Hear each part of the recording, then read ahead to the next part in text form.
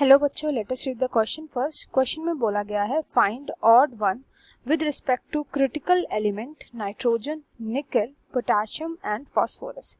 इनमें से बताना है कि ऑड वन आउट कौन सा है with respect to critical element. तो यहाँ पे हमें कॉन्सेप्ट इन्होंने पहले बता दिया है, हमें क्रिटिकल एलिमेंट्स के बेसिस पर बताना है कि इनमें से ऑड वन आउट कौन सा है जो यहाँ पे नहीं होना चाहिए था। क्रिटिकल एलिमेंट्स होते क्या हैं? क्रिटिकल एलिमेंट्स आपको नाम से पता चल रहा होगा कि बहुत मोस्ट इंपॉर्टेंट वीवीआईपी एलिमेंट्स होते हैं, मोस्ट इंपॉर्टेंट एलिमेंट्स होते हैं प्लांट के लिए, या मोस्ट इंपॉर्टेंट मिनरल्स होते हैं प्लांट के लिए। अब ये मोस्ट इंपॉर्टेंट इसलिए होते हैं क्योंकि ये डायरेक्टली इन्वॉल्व होते हैं मेटाबॉलिज्म में, प्लांट के मेटाबॉलिज्म में हेल्प करते हैं, ग्रोथ में हेल्प करते हैं, डेवलपमेंट में हेल्प करते हैं प्लांट की।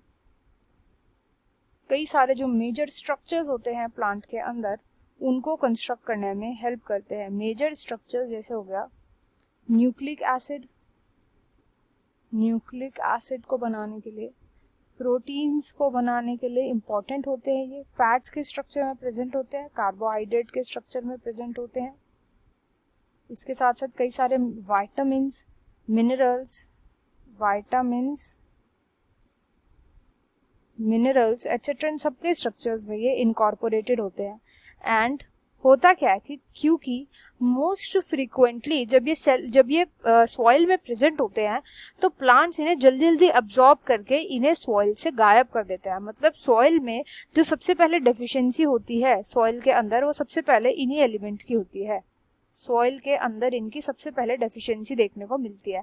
तो इसलिए इनको क्रिटिकल एलिमेंट बोला जाता है, क्योंकि इनको हम ऊपर से प्रोवाइड करवाते हैं। ऊपर से प्रोवाइड करवाने का मतलब with the help of various fertilisers इनको प्रोवाइड करवाया जाता है, क्योंकि सॉइल में से ये बहुत जल्दी डिप्लीट हो जाते हैं, क्योंकि प्लांट इन्हें बहुत एक्सेस अमाउंट में एब्जॉर्ब करते हैं।